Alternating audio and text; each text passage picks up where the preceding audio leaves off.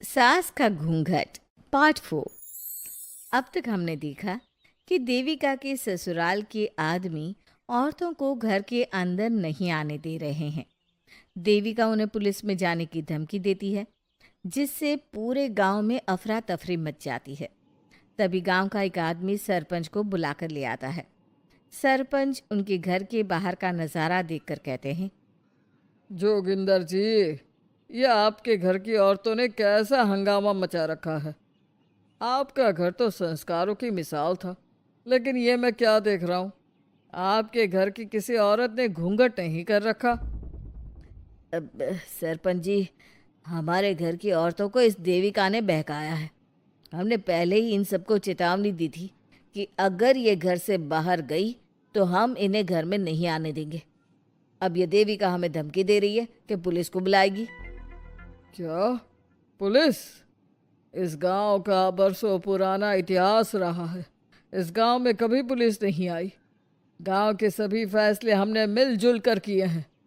जोगिंदर, तुम्हारे घर का फैसला पंचायत करेगी। सरपंच जी, आपने ठीक कहा। पंचायत दोनों तरफ की बातें सुने और जो भी फैसला पंचायत करेगी वो हमें मंजूर होगा। तो ठीक है, आज दोपहर को सभी गांव की चौपाल पर इकट्ठा होंगे और वहीं तुम्हारे घर का फैसला होगा। सरपंच वहां से चला जाता है। घर के आदमी घर के अंदर जाकर दरवाज़ा बंद कर लेते हैं और घर की औरतें वहीं घर के बाहर पेड़ के नीचे बैठ जाती हैं। तभी विमला कहती है, देविका बहू, तुम्हें भूख लगी होगी ना? नहीं माँ जी, मुझे भूख नहीं लगी, मैं ठीक हूँ। बहू, तेरा बच्चा छोटा है अभी, तुझे भूखा नहीं रहना चाहिए। वीना, सुजाता, जाओ पास में जो पंडित जी का बाग है ना, वहाँ से कुछ फल तोड़ लाओ। वीना और सुजाता पास के बगीचे से खूब सारे फल तोड़ कर ले आती हैं। सभी औरतें फल खाती हैं। तभी देविका कहती है, आप सब घर से बाहर निकली, घूंघट उतार दिया तो इन मर्दों की इज्जत चलेगी, लेकिन हम सब घर के बाहर भूखे प्यासे बैठे हैं। इस बात पर इन अहंकारी मर्दों को शर्म क्यों नहीं आ रही? हाँ देविका, तुम ठीक कह रही हो। अगर हम मर भी जाए ना, तब भी इन मर्दों के लिए इनके बनाए गए नियम कानून ही अहम रहेंगे, हम नहीं। सुजाता भाभी, मुझे तो सबसे ज़्यादा सचिन पर गुस्सा आ रहा है। उसने मुझसे लव मैरिज की थी, क्या क्या वादे किए थे कि मेरा साथ कभी नहीं छोड़ेगा, और आज उसने मेरा साथ छोड़ दिया। अपने बच्चे को एक बार भी नहीं देखा उसने। देवी का वो शुरू से ही ना डरपोक रहा है, लेकिन इन सारी बातों को छोड़ो। मुझे तो इस बात की चिंता हो रही है कि पंचायत में न जाने क्या फैसला होगा। पता नहीं वो इंसाफ करेंगे भी या नहीं। वीना दीदी, आपको अभी भी पंचायत से इंसाफ मिलने की उम्मीद है? अगर इस गांव की पंचायत में सच में इंसाफ करने की भावना होती तो सरपंच जी अभी हमें घर के अंदर जाने देते। देखा नहीं कितना जहर उगल कर गए हैं हमारे खिलाफ। तो बहू, अब हम क्या करेंगे? पंचायत तो हमारे खिलाफ ही फैसला सुनाएगी। पहले तो हम अपनी सारी बातें रखेंगे। अगर ये लोग नहीं माने तो आपको वही करना होगा जो मैं कहूँगी।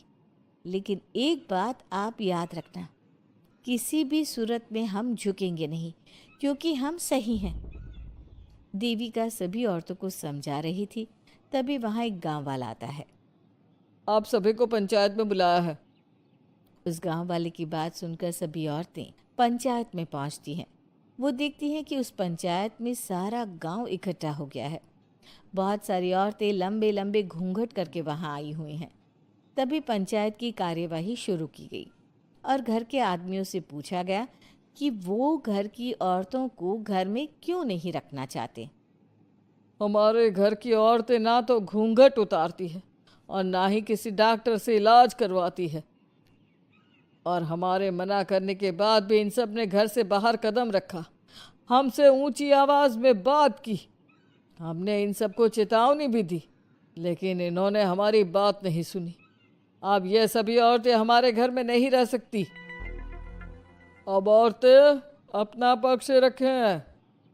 ये कानून की किस किताब में लिखा है कि औरतों को घूंघट करना चाहिए?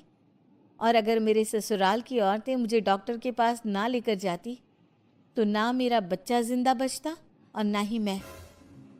लेकिन दाई अम्मा से हम इलाज करवा रहे थे ना। दाई अम्मा को कुछ समझ में नहीं आ रहा था। देविका का इलाज दाई अम्मा के बस की बात नहीं थी। काफी देर तक दोनों पक्षों में बहस चलती रही। दोनों एक दूसरे पर आरोप प्रत्यारोप लगाते रहे, लेकिन दोनों पक्षों की बात सुनने के बाद पंचायत ने जो फैसला लिया उसके लिए तो देविका पहले से ही तैयार थी। दोनों पक्षों की बात सुनने के बाद पंचायत ने यह फैसला किया है कि सारी गलती महिलाओं की है। अगर वो अपने अपने पतियों से माफ़ी मांग लेती है और वादा करती है कि भविष्य में कभी ऐसी गलती नहीं दोहराएंगी तो वो घर के अंदर प्रवेश कर सकती हैं। हमें पंचायत का फैसला मंजूर नहीं है। हमने कोई गलती नहीं की जो हम माफ़ी मांगे। और किस बात का वादा करें हम? हमने देविका की जान बचाई है, तो आप हमसे भविष्य में किसी की जान न बचाने का वादा ले रहे हैं क्या? अगर तुम्हें पंचायत का फैसला मंजूर नहीं है तो तुम सबको घर में नहीं पुरानी हवेली में रहना होगा, जो अब खंडहर बन चुकी है। यह खंडहर तुम्हारे घर के सामने ही है। सरपंच जी, आपका फैसला सही नहीं है। एक बार और सोच लीजिए इस फैसले के बारे में। ओ शहर की छोरी, 4 किताबें क्या पढ़ ली, हमें सही गलत का पाठ पढ़ाएगी?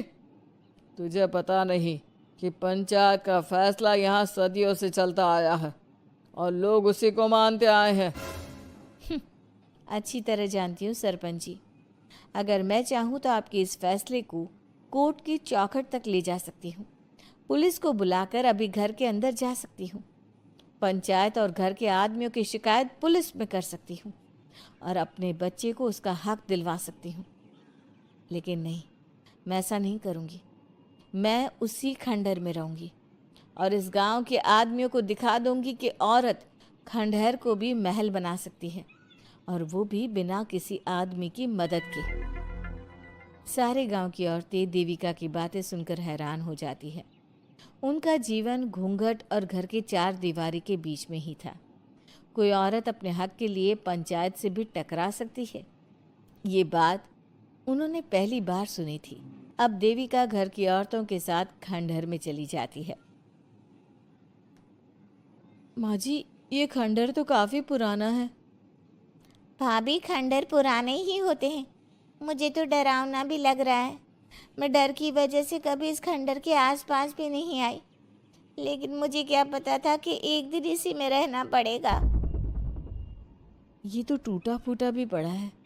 माँ जी, एक काम करते हैं, ये खंडहर तो काफ़ी बड़ा है, इसलिए एक हिस्से की साफ सफाई करके उसे ही रहने लायक बना देते हैं। बाद में धीरे धीरे पूरा खंडहर ठीक कर लेंगे। हाँ बहू, तुम ठीक कह रही हो। विमला भाभी और मैं इस खंडहर के टूटे हुए हिस्सों पर मिट्टी और ईंटें लगा देते हैं। सुजाता और विना, तुम साफ सफाई कर लो। सभी औरतें मिलकर खंडहर के एक हिस्से को सुधारना शुरू कर देती है और काफ़ी देर तक मेहनत करने के बाद वो उस हिस्से को काफ़ी हद तक अच्छा कर लेती हैं। और इसी तरह रात हो जाती है। सभी औरतें बैठकर बात करती है। माँ, हमने इस खंडहर को घर तो बना दिया है, लेकिन ये घर चलेगा कैसे? हाँ माँ जी, मैं भी यही सोच रही हूँ। और हम सब तो बड़े हैं, गर्मी सर्दी भूख कुछ भी आसानी से बर्दाश्त कर सकते हैं, लेकिन देविका का बेटा बहुत छोटा है, उसे तो हमें अच्छी तरह से पालना होगा ना। मैं भी यही सोच रही हूँ कि आगे हमें क्या करना चाहिए। कम्मू और मैं मिलकर मिट्टी का चूल्हा और मिट्टी के बर्तन बना देते हैं।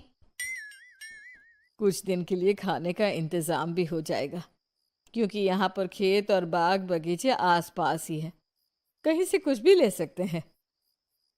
पहले आप मुझे ये बताइए कि आप सब लोगों को आता क्या है? मतलब कोई ऐसा काम जिसका आपको शौक हो, जो आपने बचपन से किया हो। बहू, तेरी दिमाग में चल क्या रहा है? माँ जी, बहुत कुछ चल रहा है। बस अब हमारा सारा ध्यान इस बात पर होना चाहिए कि हम अपने लिए अच्छे से अच्छा क्या काम कर सकते हैं। आप सब हिम्मत से और समझदारी से काम लो, फिर देखना हम इस खंडहर को भी महल बना देंगे। इसके लिए सबसे पहले हमें आत्मनिर्भर बनना होगा। देविका सभी को समझा रही थी, तभी उसका बेटा रोने लगा। उसने अपने बेटे को गोद में उठाया और उसे चुप कराने लगी। अब देविका के सामने सबसे बड़ी चुनौती थी कि वो किस तरह से ससुराल की औरतों को आत्मनिर्भर बनाए और किस तरह से अपना घर चलाए। हमारे प्यारे दर्शकों, अब आप बताइए, देविका और घर की सभी औरतों ने अपने पतियों से माफी ना मांगकर सही किया या गलत? क्या उनका खंडहर में रहने का फैसला सही था? अब देविका को क्या कदम उठाना चाहिए, हमें कमेंट में ज़रूर बताना। हमारी कहानी को लाइक, शेयर और चैनल को सब्सक्राइब करना मत भूलना।